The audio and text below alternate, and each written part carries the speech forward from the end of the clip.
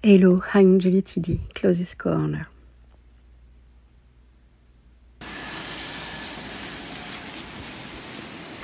I met so many green people in New York City that I decided to interview them. I gave myself 9 months to do it. If you know people who want to be interviewed, let me know.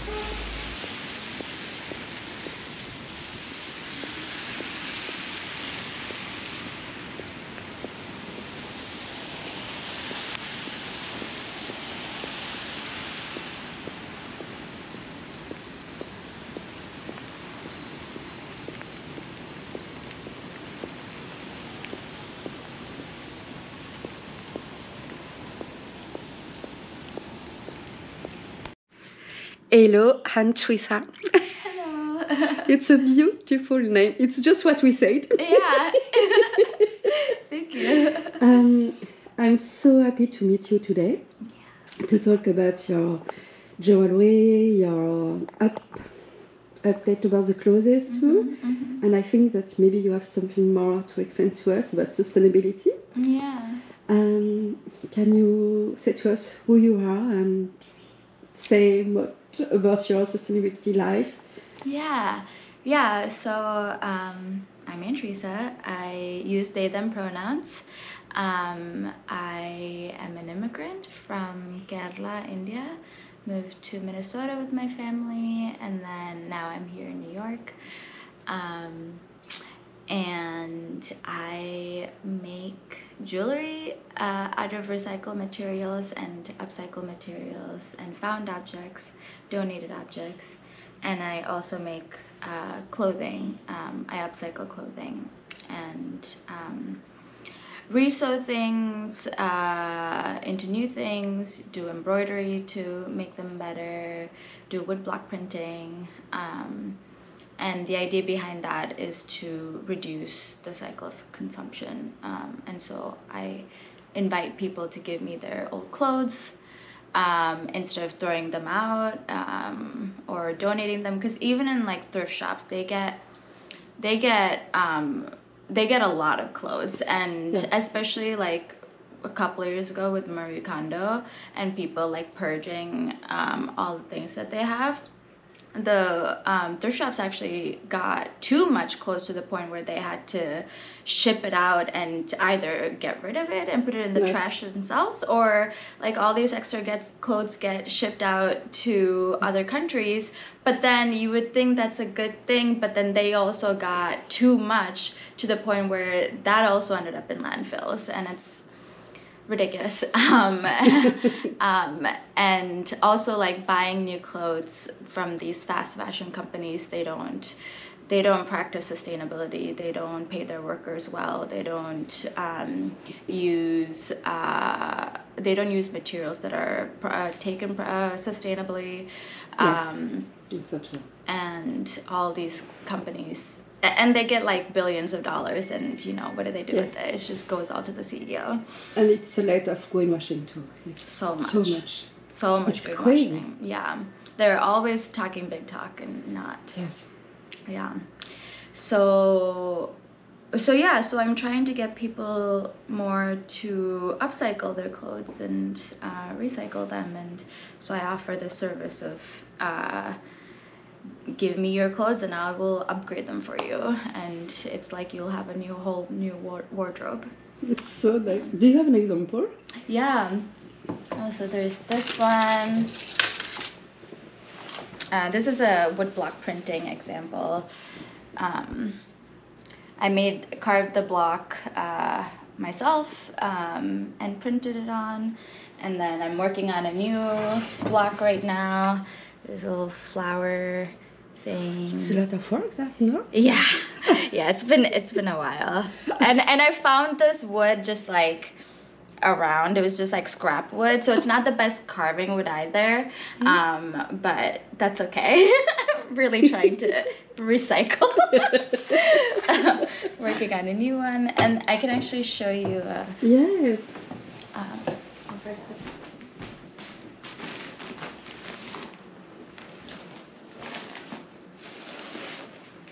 There's a little embroidery that I did. Wow. So nice. Thank you. Yeah. Nice work. Thank you. It's just a plain sweater. And so,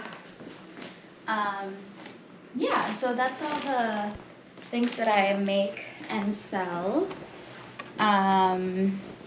Oh, here's an example of the earrings that I make. I make it out of recycled plastic. It's basically Shrinky-Dink, but it's number 6 plastic, so it's one of these things. You cut here? Yeah, I cut here, and that part becomes that, and I had all these, like... It's my favorite. I like it. And it's so sustainable. I love that. Thank you. And then this is with the extra bits, I shrunk them down and made these big ones as well. And it's perfect because it's very strong. It is really strong, isn't it? When you have kids, I think it's a good thing. Yeah, totally. Yeah, it's surprising how strong it is. And like really light too. Like this is a big earring to be wearing, but it's so light because it's plastic. Which is really cool. And I found a lot of people can't take too many, heavy earrings. Yes. So this is really nice for that. Oh, he's coming to say something. What would you like to say? You want to contribute? How do you live sustainably? And how do you start to work on the sustainability? So I'm also a climate activist. I have been for a couple of years now. The way that I got started with that is probably how I got informed, I started with this. I was working with the North Brooklyn Pipeline Coalition in Brooklyn, National Grid. It tried to build a new fracked gas pipeline through Brooklyn, but not just through any part of Brooklyn. They were going specifically through Black and brown neighborhoods. And like when the pipeline, you can see the thing of the pipeline. When it was about to hit a white neighborhood, they would turn and go into the Black or brown neighborhood and then keep going. So we fought against that, and we were able to stop construction of that. But then there's like other things that's happening with it too. It's an ongoing battle. But I think that's pretty much how I got kickstarted. I've always been interested in sustainability because it's something that my family practices all the time. Not explicitly, but just like culturally, that's what we do. Like my grandma saves all of her plastic bags and whatnot. Yes. And sorry, this is my partner. It's okay. Hi. Can I say you hi? Hello. Sorry, I just want to say bye. Yeah. Did I interrupt? Oh, sorry, I didn't realize there was a filming happening. Yeah, I forgot to tell you. Oh, kitty cat. There he goes. I see. It's perfect. He lives down the hall. That's nice. Bye. See you soon. Yes, I think I got to, because it's the same then for me with my family. We ate a lot of organic vegetables, and for the plastic bag, and to repair the clothes too. Yeah, totally. Yeah. My grandma's always repairing her clothes. Yes. She rarely buys new things, and that's really where I learned it from. It's from her, and like my mom too. They're always like trying to use things that they already have, and not because we can't afford to buy new things. It's just because that's just what the culture is, and I really appreciate learning from that. Yeah. And it's not even like done for sustainability, it's like it's like baseline of I have these things, why would I waste it? There's no wasting of things that you already have. It's an appreciation of what you have and being thankful for that, and really using that. Exactly, yes, I think it's not something difficult when you think about. Maybe at the beginning for some people it's difficult to start, but when you're thinking about, you you see that you can do something very small, but very sustainable. I think. Yeah, exactly. Do you have an example of what you do to all the day for? All the day. All the day. Something that can help the people. Some what? Something easy to do and... Easy to do? I guess, I mean, this is like the easiest thing that I've found is just like, don't buy new clothes when you already have a bunch. I feel like fashion, especially, it's like in this culture, there's like such pressure to like look a certain way and whatnot, but only in certain circles, not in all circles. Like the circle that I'm in, like no one gives a shit. But then there's like, yeah, and I feel like people are scared to really be, I mean, it's kind of about being themselves, really. People are scared to show their own style, show their own colors, show their own who they are, in the name of conformity, and that's like pretty unique to America too, I think. Well, I think it's the same in France for me too. Yeah, yeah. I haven't been to France. Yeah, maybe just like, yeah. I mean, really in all cultures, actually, conformity is, I think, yeah.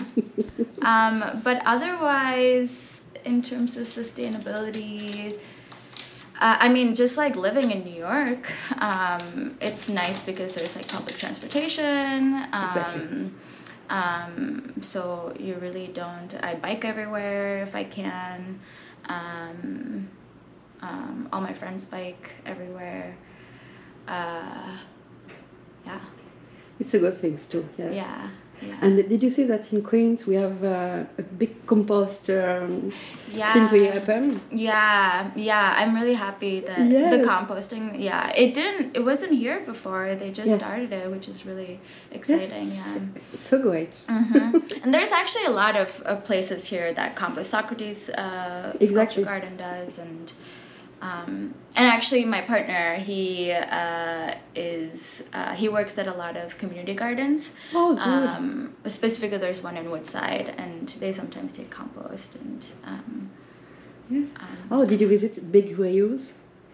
Big Reuse, it's the compost business. We take the compost to Closiist Park too. Oh, okay. Yes, you can visit it and be a volunteer too. Oh, interesting. Yes, That's it's a nice thing to do. Like that, you can really understand what the work behind. Oh, that's really interesting. There's one in Brooklyn that's like locally run called BK Rot. Yes.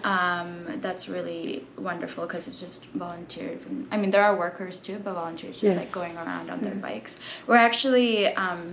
So one thing that I started doing with the No North Brooklyn Pipeline Coalition is that I've been organizing art market fundraisers where I have artists sell their work and they donate a small portion of their proceeds to the larger fundraiser. And so we're actually going to have one in February where we're going to be raising money for BK Rot and for this local local like person really called Miss Princess, and she does like a lot of wonderful work in Brownsville. Anyway, yeah. Side note. Did I forget to ask to you something? Do you have something that you would like to share with you? Not really. Just I really hope people start upcycling more, I think. Yes. Yeah. I think having these services is important to know because I think a lot of people want to, but then getting the word out about like who does it, you know, is probably a little difficult, and like once more people know, I think it'll be beneficial. Like my skirt? Exactly, like your shirt. Exactly. I cut everything yesterday. I love it. But it's true, it's something funny to do. And you're so proud of you after. You always inspire me yesterday. Yeah. And do you have a message, maybe ups and ups things to say before I leave you? I truly believe that as time goes, we are becoming more sustainable and more aware of the earth and how important the earth is to our existence, and just things like water. Water is so necessary, and I believe that with more policy and more activism we can get there, but getting people to actually care about is the hard part, and I really hope that happens, because there's power in numbers. Yes. Thank you so much. Thank you.